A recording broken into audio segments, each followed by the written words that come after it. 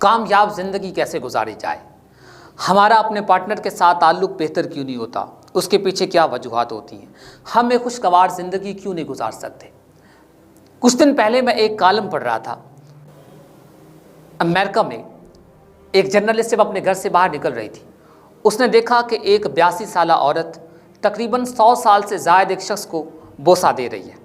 वो बहुत हैरान हुई कि ज़िंदगी के इस हिस्से में ये मोहब्बत कहाँ से आई, इनके दरमियान ये कम्बिनेशन कैसे हुआ।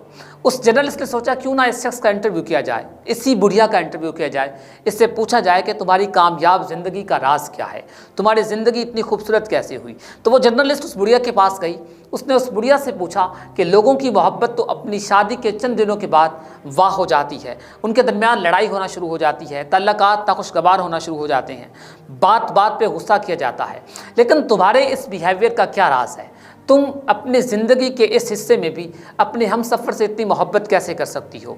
वो बुढ़िया मुस्कुराई, उसने कहा कि ये आज की बात नहीं है, ये मेरे पिछले 56 साल का मामूल है। 56 साल के जो अरसा है जो मैंने इस शख्स के साथ गुजारा है, मेरा शुरू से यही मामूल रहा है। मैं इससे इसी अंदाज से इसी तरीके से मिलती हूँ, मेरी हर सुबह का आगाज़ इस तरह से होता है और मेरी हर शाम इसके कांधे पर गरूब होती है। तो वो औरत बहुत हैरान हुई। जर्नलिस्ट ने पूछा कि इसके पीछे राज क्या है, क्या तुम्हारी कभी लड़ाई नहीं हुई। तो उस बुढ़िया ने कहा कि हाँ, हमारी रोज़ लड़ाई होती है, हफ्ते में तकरीबन 6 दिन हम लड़ते हैं। तो उस पर उस औरत ने पूछा कि फिर ऐसा क्या राज है, यकीनन तुम बड़ा अच्छा खाना बनाती होगी। तो उस पर उस बुढ़िया ने एक तारीखी जुमला कहा, उसने कहा कि नहीं, सबसे इम्पॉर्टेंट चीज़ एहसास है, सबसे इम्पॉर्टेंट चीज़ अपने हम सफ़र की कदर करना है। उसने कहा कि अगर तुम अपने खामिद का एहसास नहीं कर सकती, अगर कोई औरत अपने खामिद की वैल्यूज़ का ख्याल नहीं रख सकती, तो यकीन कीजिए उसके बाकमाल खाने धरे के धरे रह जाएंगे। वो किसी आम से होटल से खाना खाकर किसी गैर महरम के कांधे पर सर रखने को तरजीह देगा, अगर आप उसको एवेल्यूएट नहीं करती, आप उसको वैल्यूज़ नहीं देती। उस जर्नलिस्ट ने पूछा कि फिर क्या राज है, क्या वजह है जिसकी वजह से तुम्हारी मोहब्बत अभी तक कायम है, क्या तुम्हारी कभी लड़ाई नहीं होती। उसने अपने सवाल को दोहराया तो उसने कहा हाँ, हमारी अक्सर लड़ाई होती है, लेकिन मेरे पास एक ऐसा इस्म आज़म है, मेरे पास एक ऐसा मोजज़ा है, मेरे पास एक ऐसा मंतर है, जब कभी हमारी लड़ाई शुरू होती है मैं वो मंतर पढ़ लेती हूँ और उसके बाद हमारी मोहब्बत पहले से कहीं बढ़ जाती है। तो उस जर्नलिस्ट ने बड़ी हैरानी से पूछा, उसने कहा कि क्या तुम बताना चाहोगी ताकि दुनिया को पता चले कि वो मंतर कौन सा है, वो इस्म आज़म कौन सा है जिस पर अमल करने के फ़ौरन बाद तुम अपने खामिद को इस हद तक उसकी मोहब्बत हासिल कर लेती हो। तो उस औरत ने बहुत बाकमाल बात की। उसने कहा कि जब ये मुझसे गुस्सा कर रहे होते हैं तो मैं खामोश होकर उसको सुनती हूँ। मेरी खामोशी वो ढाल है, मेरी खामोशी वो दीवार है, मेरी खामोशी वो बोझसा है, मेरी खामोशी ही वो इस्म आज़म है, मेरी खामोशी ही वो बंतर है जिसके बाद मोहब्बत के दरिया मेरी जानब बहते हैं। तो उस पर उस जर्नलिस्ट ने कहा यकीनन तुम वहाँ से उठ जाती होगी। तो उस पर उस औरत ने कहा कि नहीं, जब कभी ये गुस्सा होते हैं तो मैं खामोशी से खामोशी से इनके सामने बैठ जाती हूँ और ख़ामोशी से इनको सुन रही होती हूँ। ये जो कुछ बोलते हैं मैं खामोशी से सुनती रहती हूँ।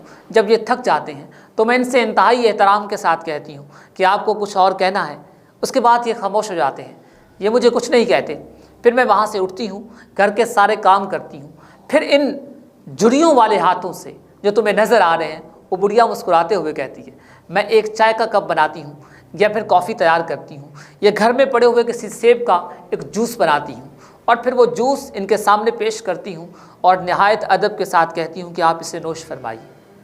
बस जब वो चाय का एक सिप लेते हैं, जब मेरी इस मोहब्बत को वो देखते हैं, तो उसके बाद मिन्नतों का, माफ़ी नामों का एक सिलसिला शुरू होता है। मेरी तारीफ़ों के अनबार लग जाते हैं। फिर वो मुझसे घंटों मेरी तारीफ़ें करते हैं, ख़ुद को कोसते हैं। तब उससे मैं कहती हूँ कि मेरी ज़िंदगी में तुमसे बेहतर कोई नहीं है।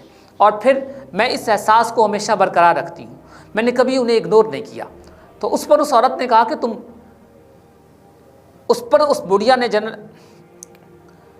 उस जर्नलिस्ट ने उस बुढ़िया से पूछा कि फिर क्या राज है तुम्हारी मोहब्बत का, तुम उससे रूठती नहीं हो। तो उस पर उस औरत ने कहा, उस बूढ़ी औरत ने कहा कि मैंने इस 56 साल के सफ़र में ये सीखा है कि कभी भी आप अपने हम सफ़र से दूरी मत इख्तियार करो। आपका कोई भी रिलेशन है, आप किसी के साथ आपका कोई भी रिश्ता है, आपका कोई भी रिलेशन है, उस रिलेशन को बरकरार रखने का एक ही तरीका है کہ کبھی بھی دوریاں پیدا نہ کی جائیں۔ یقین کیجئے گیپس تو ایمان کو نگل جاتے ہیں۔ تم رشتوں کی بات کرتی ہو، رشتوں میں کبھی بھی گیپ مت دیجیے، رشتوں کو ہمیشہ دہراتے رہیے۔ میں نے اپنے 56 سالہ زندگی میں کوئی رات ان سے روٹھ کر نہیں گزاری، میرا کوئی دن ایسا طلوع نہیں ہوا کہ میں ان سے ناراض رہی ہوں۔ میں نے ناراضگی کو ہمیشہ ختم کیا ہے۔ میں نے ہمیشہ وہ طریقے نکالے ہیں کہ کسی طرح یہ مسکراتے رہیں، یہ خوش رہیں، کیونکہ وہ میرا لباس ہے۔ اس بڑھیا نے کہا کہ میری نظر میں باکمال عورت وہی ہے جو ایک شخص کو خوش کر دے، جو اپنے ہم سفر کو ہمیشہ خوش رکھے۔ اللہ کے نبی صلی اللہ علیہ وآلہ وسلم کی حدیث کا مفہوم ہے کہ بہترین عورت وہ ہے جو ایک نظر سے اپنے ہم سفر کو خوش کر دے۔ اگرچہ وہ بڑھیا غیر مسلم تھی، لیکن اس نے اسلام کے اس اصول پر عمل کیا اور اس نے ایک باوقار زندگی گزاری۔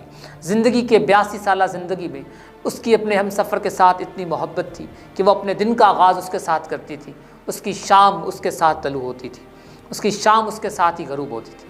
تو زندگی بہت خوبصورت ہے۔ رشتوں میں احساسات میں گیپ مت دیجیے، رشتوں میں احساسات میں کبھی گیپ مت دیجیے، ساتھ نبھانے کی کوشش کیجیے۔